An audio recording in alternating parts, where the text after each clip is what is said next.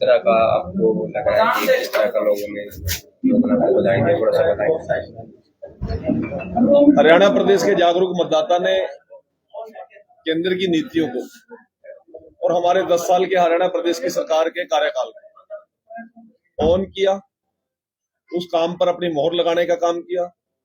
और जब लोगों ने इतना प्रचंड बहुमत दिया तो 1966 के बाद हरियाणा में कोई भी लगातार तीसरी बार किसी सरकार ने शपथ ली, वो भारतीय जनता पार्टी की सरकार।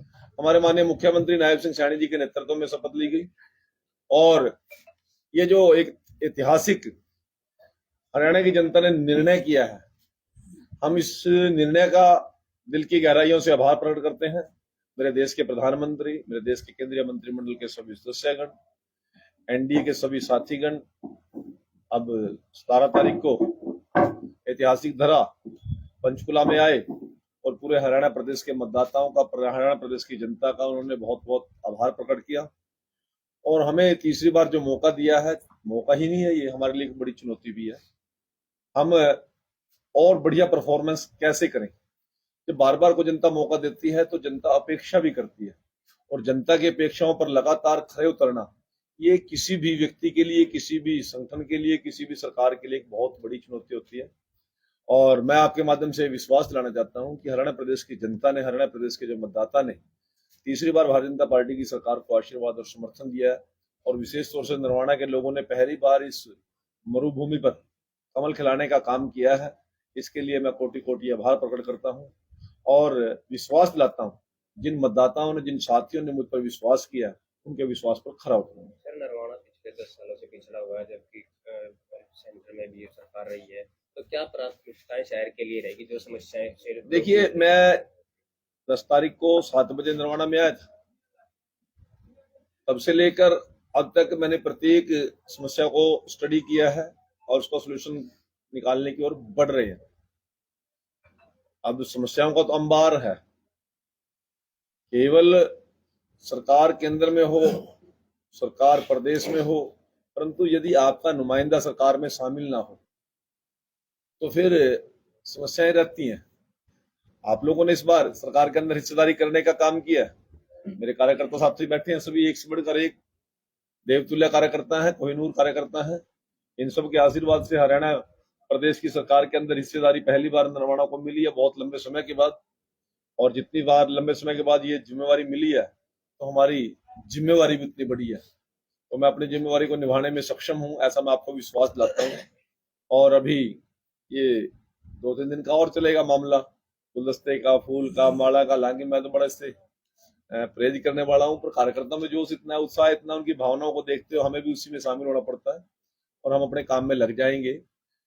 मैं कल यहाँ पर रहूंगा और मैं 11 बजे नव नियुक्त जितने 24,000 नियुक्तियां, 24,500 नियुक्तियां हरियाणा सरकार ने, मेरे मुख्यमंत्री ने एक घोषणा करी थी कि मैं शपथ बाद में लूंगा, नौजवानों को रोजगार, जो कांग्रेस ने किसी कारण से उनका गला काटने की काम किया था, उसकी शुरुआत कर दी। शपथ हमने बाद में ली। मेरे नरवाना क्षेत्र के सभी नवनियुक्त जितने भी कर्मचारी, अधिकारी जिनकी नियुक्ति हुई है, मैं उनके माता पिता से कल के लिए आह्वान करता हूँ आपके माध्यम से कि वो कल 11 बजे हम उनको यहाँ पर राष्ट्र हाउस में बुलाएंगे, उनका मीठा मुंह भी कराएंगे और उनका माला डाल के स्वागत भी करेंगे। ये हमने एक कल के लिए तय किया है और कल के बाद फिर हम सभी विकास कार्यों में जुटेंगे, यहाँ की जो जो समस्याएं हैं उनका समाधान करने में जुट जाएंगे। सर, कैबिनेट की शपथ लेने के तुरंत बाद आप सभी को दिल्ली बुलाया गया, तो चर्चा ये है कि आपको पीडब्ल्यूडी या फिर सहकारिता विभाग दिया जाएगा, इस बारे में आपका क्या कहना है? नहीं, वहां दिल्ली में मैं प्रदेश का महामंत्री हूँ बीजेपी का। हमारे राष्ट्रीय महामंत्री जी ने प्रदेश अध्यक्ष जी को, हमारे प्रभारी डॉक्टर सतीश पूनिया जी को, हमारे सह प्रभारी सुरेंद्र नागर जी को, हमारे तीनों महामंत्री और संगठन के सभी लोगों को कल बैठ के बुलाया। हम सदस्यता अभियान की शुरुआत करने जा रहे हैं। उस विषय में चर्चा थी। वो तो कैबिनेट की मीटिंग इस समय थी कि मीटिंग 4 बजे थी। जब कैबिनेट की मीटिंग शुरू हुई तो मेरी फ्लाइट की टिकट 1:30 बजे की थी।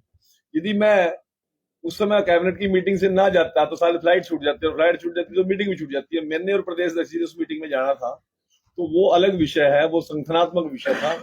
वो डिपार्टमेंट देने या ना देने का ये कोई विषय नहीं है। विषय सिर्फ एक ही था कि कल संगठन की मीटिंग थी। मैं मंत्री के साथ साथ पार्टी का कार्यकर्ता पहले हूँ, कार्यकर्ता हूं तभी पार्टी ने टिकट दिया, कार्यकर्ता हूं तभी लोगों ने जिताया, कार्यकर्ता हूं तभी मंत्री बनाया। तो वो विषय अलग था, ये विषय अलग था। सर, राजेश कुल्लर जी को कैबिनेट का दर्जा दिया गया और सीपीएस बनाया गया था। उसके बाद 3 मंत्रियों का कहा जाए कि विरोध में आकर उनकी वो वापस ले ली है, जो उनको दर्जा दिया गया था कैबिनेट का। किन किन मंत्रियों की?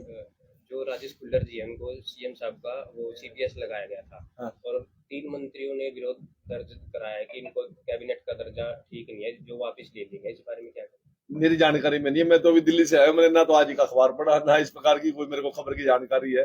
अब किन 3 मंत्रियों ने किया है क्या नहीं किया, मुझे इसके बारे में कुछ नहीं पता। मैं तो आप ही से सुन रहा हूँ पहली बार, मैं तो आते लोगों के बीच में गुड़ मिल गया।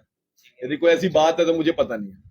चलो सर, जो कांग्रेस के जो है हुड्डा जी और उदयभान जी, उन्होंने कहा कि 99% जो ईवीएम चार्ज थी जिसके कारण भाजपा जीतती है, और उन्होंने भी 20 सीटों पर ऐसा मतलब जो कोर्ट में सुप्रीम कोर्ट में अर्जी लगाई है कि उनके खिलाफ। बारे में बताएं। देखिए, अब वो मुझे नहीं पता, हुड्डा जी की डिग्री में जानकारी तो ये है कि वो वकील है।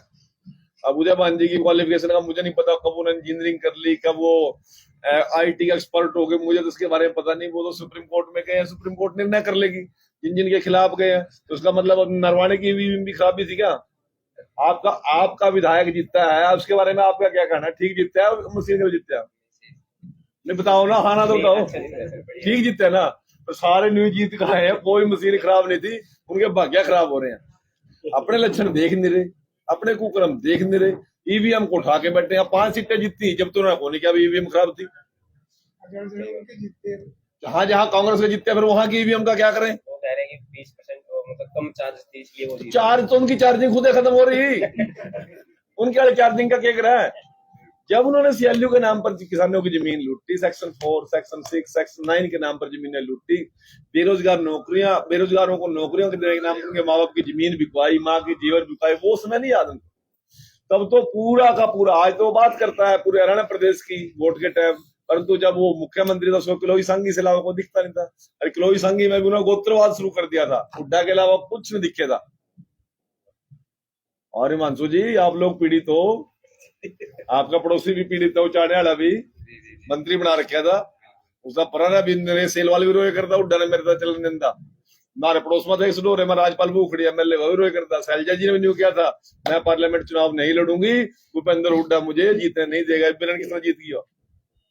तो ये सारी बातें उसको याद आनी चाहिए। आंधी तो होंगी पर तारे मतलब वो आगे कह देता होगा, मेरा तो होगा सारी बातें। सर, पराली को लेकर आज एक बड़ा चला हुआ कि किसान पराली जला रहे, और जो कृषि विभाग है उसने एक पत्र जारी किया अभी हाल ही में कि एफआईआर दर्ज कराएंगे। जो अब विभाग को बड़ा मन हो गया, मुख्यमंत्री के बयान को बड़ा मन हो गया, बस मुख्यमंत्री का बयान चलन दो। तो उन्होंने कहा जो रेड उसमें है, जो रेड जोन में है, उनको 2 साल तक फसल उनकी नहीं की जाएगी। अच्छा भी उन्होंने किसने कहा ये बात? रणदीप सिंह सुरजेवाला ने पत्र जारी हुआ है, डिपार्टमेंट पत्र जारी हुआ, डिपार्टमेंट ने पत्र जारी किया। मुख्यमंत्री ने क्या बोला? वो क्या है कि समझाएंगे किसानों को, सिर्फ समझाएंगे ना, तो किसी को चिंता करने की जरूरत नहीं। जो मुख्यमंत्री जी का बयान है वही बयान ठीक है। डिपार्टमेंट अपना काम कराता है ना दोस्तों, परंतु लास्ट में तो मुख्यमंत्री जी ने बात करें। जो हम मुख्यमंत्री जी की बात, सर लंबे समय से, काफी समय से किसान खनौरी के बॉर्डर पर बैठे हैं, उनका कोई समाधान होगा रास्ता खोलने को? जनता क्योंकि वहाँ काफी परेशान है। हरियाणा में बैठे, पंजाब में बैठे। सर बैठे तो पंजाब में, लेकिन हमारा रास्ता रोक रखा है हरियाणा वालों काफी आसपास। वो विषय आया था, अभी मैंने कल भी बात की थी, और इसका समाधान निकालेंगे। किसान साथियों से मैं निवेदन करता हूँ कि उनकी समस्या तो हमने तो हरियाणा में एमएसपी दे दी, हरियाणा में जितने किसानों पे मुकदमे थे वो भी लगभग वापस कर दिया हमने तो। अब पंजाब की समस्या है, संकट हरियाणा के लोगों के लिए भी है। वो पंजाब की सरकार पे कोई और तरीके से दबाव बनाए ना, केंद्र ने तो कोई बात करनी नहीं है, बात तो उन्होंने करनी है पंजाब वालों ने। अब पंजाब में हमारे यहाँ पे 55% अभी तक धान की बिक्री हो चुकी है, और अपने से 3 गुना एरिया ज्यादा है पंजाब का, और वहां पे कोई 18-24% अभी तक परचेज हुई है, और उठान नहीं हो रहा। हमारे यहाँ तो बड़ा स्मूथली चल रहा है प्रशासन का। तो अब पंजाब वाले आगे कोई आके यहाँ आके कोई बात करे तो हमारे बस की तो बात नहीं है, वो तो वहां की सरकार उसका उपाय करे। तो केजरीवाल जी को उन्होंने दबाव बनाना चाहिए या भगवंत मान जी बनाना चाहिए, हमारे ऊपर दबाव बनाने क्या है? रणदीप सिंह सुरजेवाला ने भी आरोप लगाया, 7 सवाल पूछ रहे हैं वो जिनमें से पराली चलाने को लेकर है और हैप्पी को लेकर भी उन्होंने कहा है कि सब्सिडी देने के बाद भी किसान। मैं सुरजेवाला जी को हाथ जोड़ के विनती करता हूँ, वो बड़े नेता हैं, मेरा उनके पास बराबरी करने का कोई मेरा व्योंत नहीं है। जो सवाल कर रहे हैं उड़े पूछे 10 सवाल नैब से नहीं पता, पर एक का जवाब नहीं मिला उसमें। एक बारी मैदान में नहीं आया उपेंद्र हुड्डा ने। भाई मैं तो सुरजेवाला जी के बारे में बहुत ज्यादा टिप्पणी नहीं कर सकता, वो आदरणीय हैं, मेरे बड़े भाई हैं, हम इकट्ठे विधानसभा में इकट्ठे विधायक भी रहे हैं। आज उनका बेटा हमारे साथ विधानसभा विधायक की शपथ लेगा, तो अब वो अपना राजनीति करें, हमें तो ज्यादा कहने नहीं। हमें तो अब सिर्फ एक ही बात है कि डेवलपमेंट कैसे हो नरवाना की, हरियाणा में सुख शांति कैसे हो, लोगों को सुरक्षा कैसे मिले, लोगों को स्वास्थ्य कैसे मिले, लोगों को बढ़िया शिक्षा कैसे मिले, बढ़िया चिकित्सा कैसे मिले, ये जिम्मेवारी मिले। सुरक्षा की बात करिए सर, नरवाना में 12 पशुओं का कल फिर एक मामला आया, दुकान में घुस गए सर 2 पशु। आज जरूर करवाओ आज और कल के बाद आपको ना कुछ इसमें मैं डेवलपमेंट करूंगा। अभी थोड़ा सा ना मामला मैं प्रशासन के साथ अभी बैठ नहीं पाया, मेरे पास बिल्कुल चिंतनीय विषय है ये। कल मेरे दोनों बेटे नरवाना में ही थे, मेरे भाई भी नरवाना में थे, वो सारे उन्होंने मेरे को रात तक ये बातें बताई हैं, तो इसके समाधान की ओर बढ़ेंगे और बड़े तरीके से बढ़ेंगे। नागरिक हॉस्पिटल में जी डॉक्टरों की भारी कमी है जी, मैंने बता दिया ना जी। अभी अब जिसके पास स्वास्थ्य मंत्रालय जाएगा उससे बात करूंगा, कौन मंत्री बनेगा। सर क्या हम बात जाके कह सकते हैं जनता से कि आपके ऐसे ही खुले दरबार लगते रहेंगे? इसमें कोई रोड़ा नहीं, आप बिल्कुल एफिडेविट दे दो, एफिडेविट दे सकते हो, कह नहीं सकते। मैं विश्वास जाता हूँ, कोई दिक्कत नहीं है मिलने में। आज मंडी में तो बहुत बढ़िया काम कर रहा है सर। थैंक यू जी, प्रशासन का भी धन्यवाद जी, प्रशासन ने बड़ा सहयोग किया। ये थे हमारे साथ खाली सहयोग से काम नहीं अरे मिठाई खिलवा दो भाई इनको, पत्रकारों को जी। मैं एक जोटा और मार लूँ।